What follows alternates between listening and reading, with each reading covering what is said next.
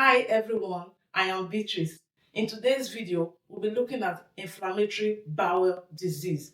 There are two types of this disease. We have ulcerative colitis and Crohn disease. Today, we'll look at the similarities between these two diseases and the differences and how to diagnose, to manage this condition. And I'll be highlighting some points you need to take note of for your nursing school exam and for NCLEX. So stick around, let's begin. Inflammatory bowel disease, it has to do with disease of the bowel and is characterized by chronic inflammation.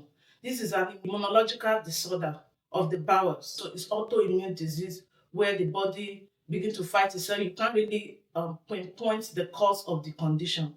So there are two. We have ulcerative colitis and Crohn disease. Now, for ulcerative colitis, there is disorder of the mucosal lining of the colon. It's entire colon, even up to the rectum.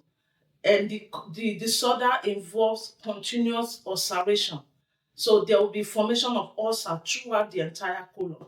Now, for Crohn disease, the disorder involves the entire GI tract. It can affect the entire GI tract.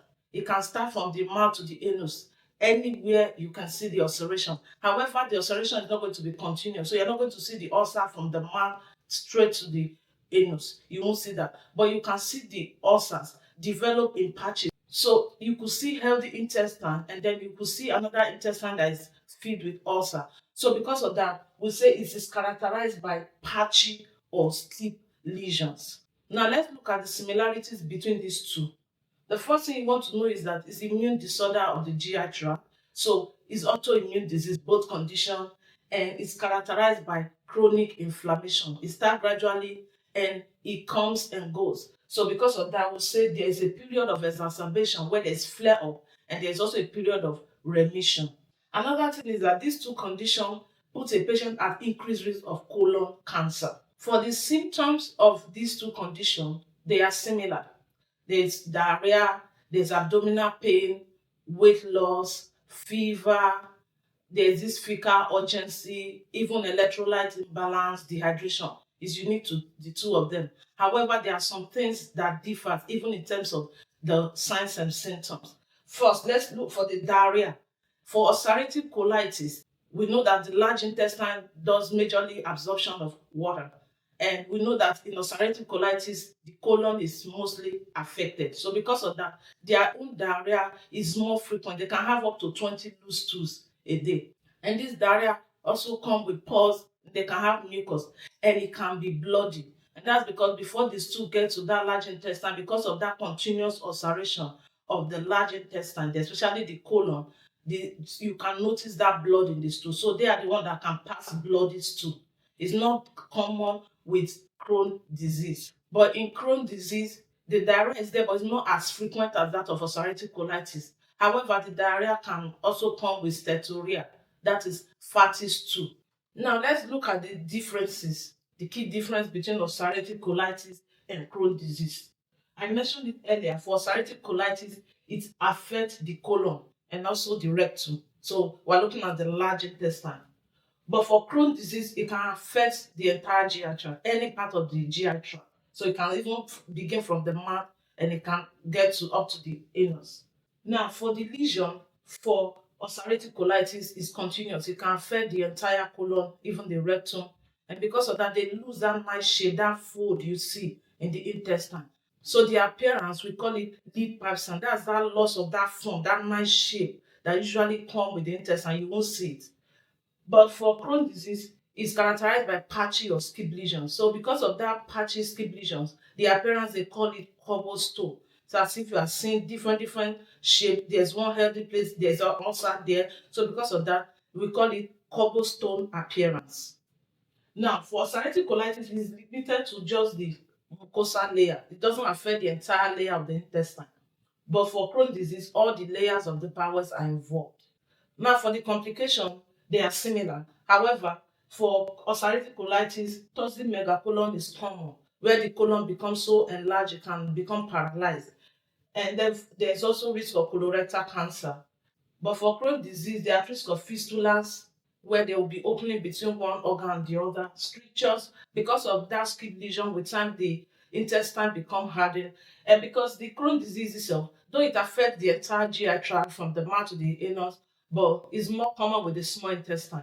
And because it's more common with the small intestine, particularly the ileum, the function is for absorption of nutrients. And because of Crohn's disease, now because of that, one of the complications is malabsorption of nutrients. And then there could be abscess formation. Surgical intervention for ulcerative colitis can be a cure, like colectomy. They can do protocolectomy where they remove the entire colon and even the ileum. They can do ileostomy. For ulcerative colitis too, they can do ileoanal anastomosis, what we call J pouch. So they can create that just to help the patient. But for Crohn's disease, because it can affect any part of GI tract, you are not going to cut off from the mouth to the anus. So because of that, surgery is not really curative. But they can do bowel resection. They can look at that particular part of that intestine that is affected and just do some resection. Diagnosis. For both disease conditions, the erythrocyte sedimentation rate, which is ESR, will be high.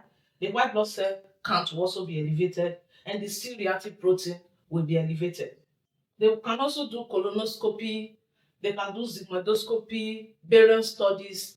Then when they do some of those examinations, they are trying to examine, to look at the ulcer, is it continuous, and which part of the intestine is affected. Is it the colon? Is it the ileum? Is it the any other part of the intestine? So diagnostically, they could see through that. For medication, is the same for both disease conditions.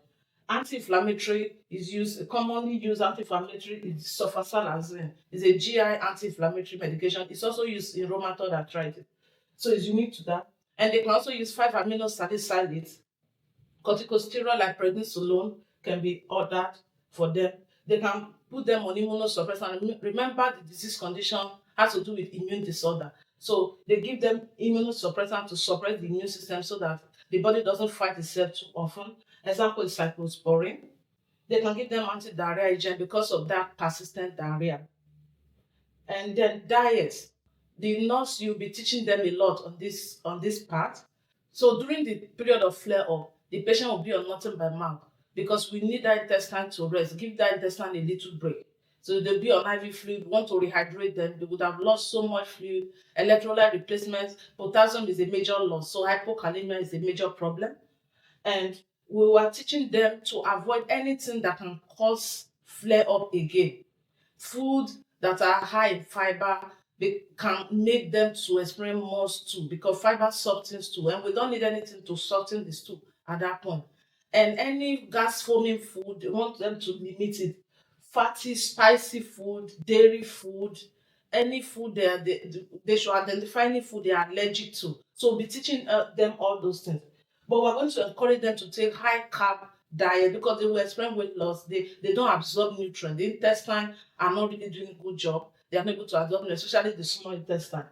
High protein diet, and we are going to tell them to decrease their fiber intake because it's going to worsen that stooling.